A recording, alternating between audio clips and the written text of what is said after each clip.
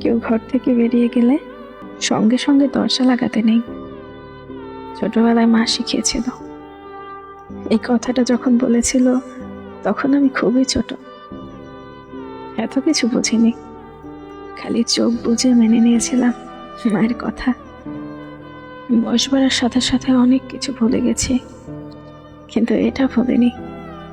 এখনো দরজা লাগানোর সময় দেখি লোকটি কত দূরে গেছেন, তারপর তারপর এমন আস্তে করে দরজা লাগিয়ে দেই যাতে যে চলে যাচ্ছে তার কানে একটু শব্দ যেন না পৌঁছায়।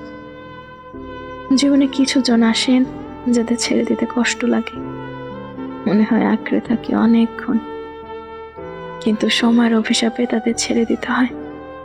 ছেড়ে দিয়ে শেষ অবধি দেখি পেছনে ফিরে সে তাকায় কিনা, ক্রন্দনরত চোখে আর একটু থাকার আকুতি লুকিয়ে আছে কিনা। তখন আর দরজা লাগাই না, শুধু তার চলে যাওয়া দেখি।